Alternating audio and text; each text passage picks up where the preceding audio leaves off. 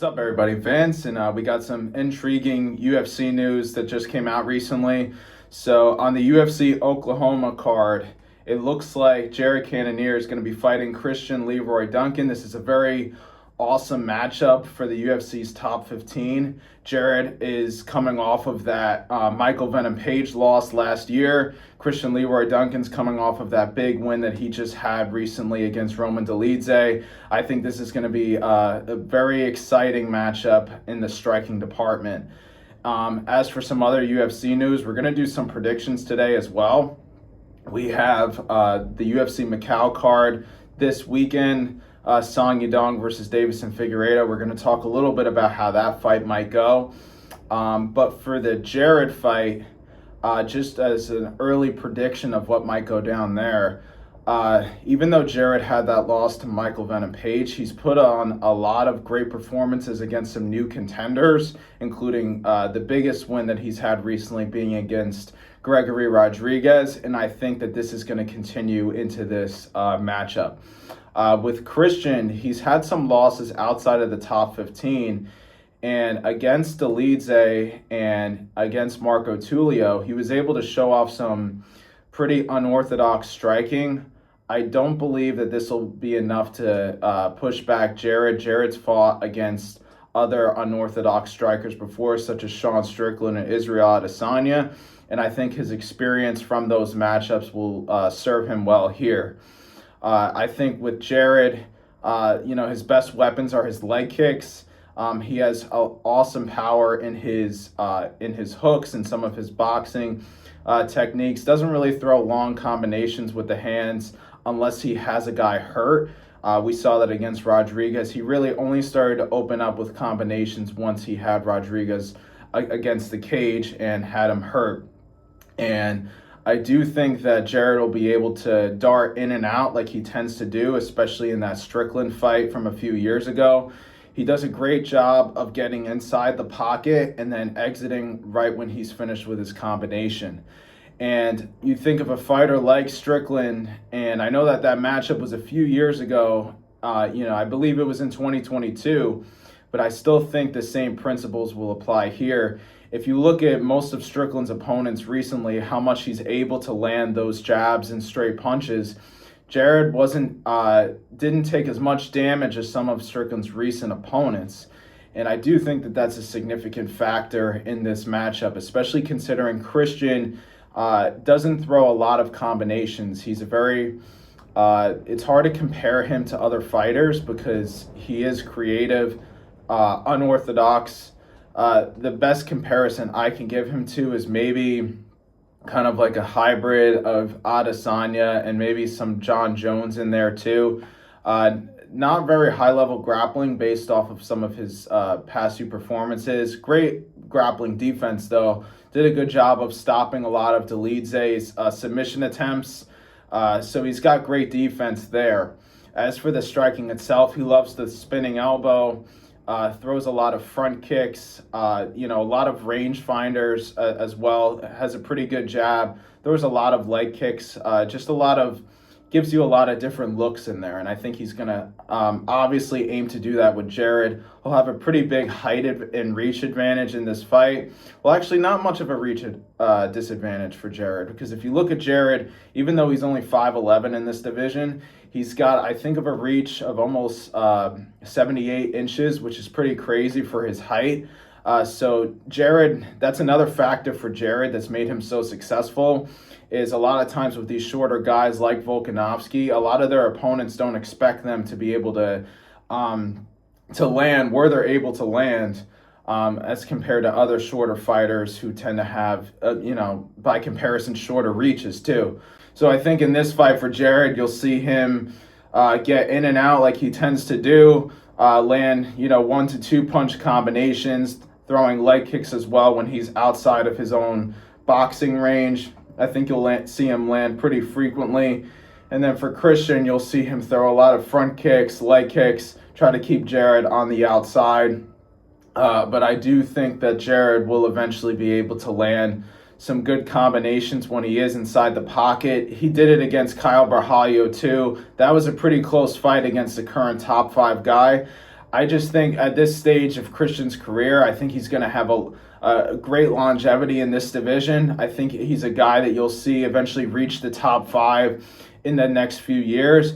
But I have a feeling that Jared, based on some of his past performances, especially recently against Rodriguez, and then early in the Imavov fight too, I think even at this age, he's still too fast. He'll be able to get close range pretty early with Christian. Like I said, land 1 to 2 punch combinations, land some of his kicks, and I just think that his power will. I do believe it'll be a close fight, but I think the power will be on the side of Jared. I think he'll land a little bit more frequently. I do think Christian will find his own success, finding his range and landing some unorthodox strikes. But I just have a feeling that Jared will edge it out based on his experience in this division, especially fighting strikers that are long and rangy as well, like Rodriguez, Adesanya, Strickland, etc. So that would be my early prediction for that matchup. As for the card this weekend, we have Song Yadong versus Davison Figueiredo. With this matchup, I do believe that Song will be able to pull ahead just based on the timeline of when this matchup is taking place. Based on Davison's past few fights, he's had no easy fights.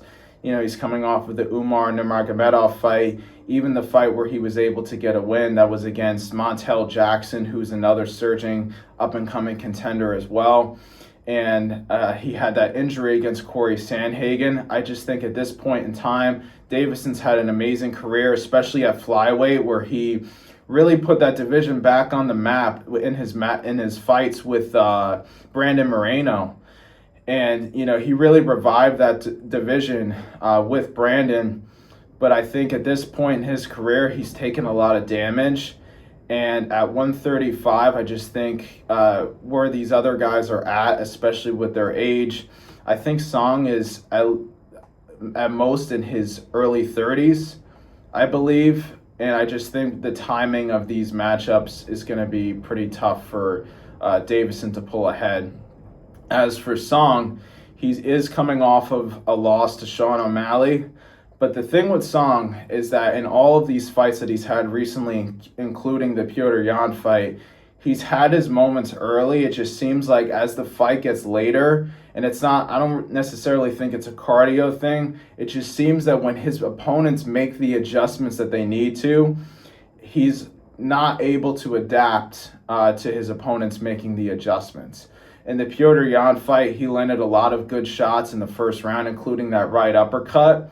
And it just felt like as round 2 and 3 came and Petr was able to make the adjustments, Song was not able to adapt his game plan as the fight went on. And I feel like we saw the same thing against Sean O'Malley. Sean had a lot of success early with with his jab, with his straights, both from southpaw and orthodox. And then what happened is Song had a lot of success in round 2, especially with the takedowns and finding his own range with his own boxing combinations. But it just seemed like when Sean made the adjustments, started defending the takedowns and finding his range again, Song just didn't have an answer for it. And I believe that that's been the story of Song's career so far at 135. And despite some of these habits that are leading him to lose these close fights, I just think he'll be able to find his range early with Davison. A lot of other fighters have been able to. Even Umar, who's predominantly a range fighter in the striking and has great grappling.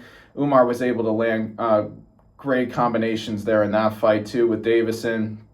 And even the Montel Jackson fight, Montel was able to land some shots. I just think that Song's going to be a little bit too fast for him in there. And I think that with Song's power and with the combinations that he does possess, I think that he'll be able to find the range on Davison and kind of land at will in the first few rounds. And I don't know if at this stage of Davison's career, if he'll have an answer for it. I do believe there's routes for Davison to win the fight, though. Don't get me wrong. He has great grappling himself. We saw that in the Cody Garbrandt fight. So I do think that's an avenue for Davison to go if he is lacking in success on the feet. And, even at this stage, he still has amazing striking. We saw his power in the Marlon Vera fight, and I do think he still possesses that. As for how this fight goes, if it goes a little bit later into the championship rounds, Song has not really showed any signs of slowing down. Even in fights that he got beat up in the past, like the Kyler Phillips fight, he was always pressing forward even until the end of the third round. We haven't really seen him go into the championship rounds recently, so maybe there's some questions there. I think at his camp and Team Alpha Male, those guys have always had great cardio.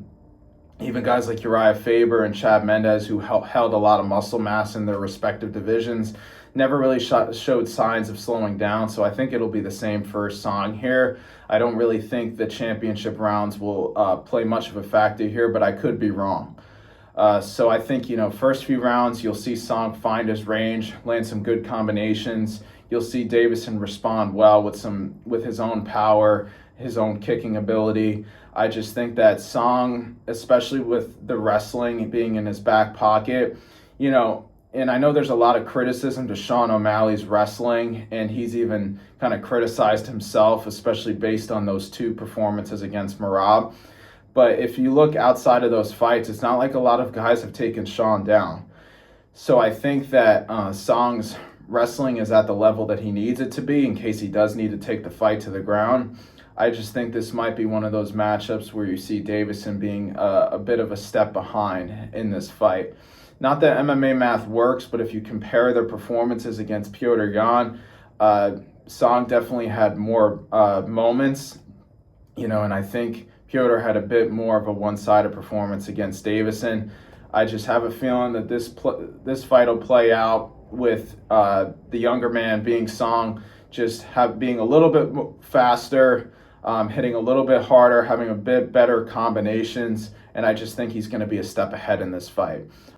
Time will tell with this matchup, though. It is coming up on Saturday morning. This is one of those fights where, predictions could go completely wrong. We have seen a lot of fighters that have had performances where it seems like they're reaching the end of their career, come back and then beat top contenders before. That could definitely be this matchup. I think if Davison can make the adjustments as the fight goes on, and take advantage of what other fighters have in the past where it just seems like they could figure out Song and capitalize. I think if he could do the same thing, get Song's timing down, find his own range, land kicks, especially against a boxing dominant fighter, Davison definitely has his paths to victory as well. So let me know what you think of this prediction and what your own predictions are for this fight and some of the other fights on the main card. What do you think of the Jared Cannonier versus Christian Leroy Duncan matchup? And what are some matchups you're looking forward to seeing this Saturday? But yeah, hope you enjoyed the video. Leave a like, comment, share, and subscribe. And until next time, see you later.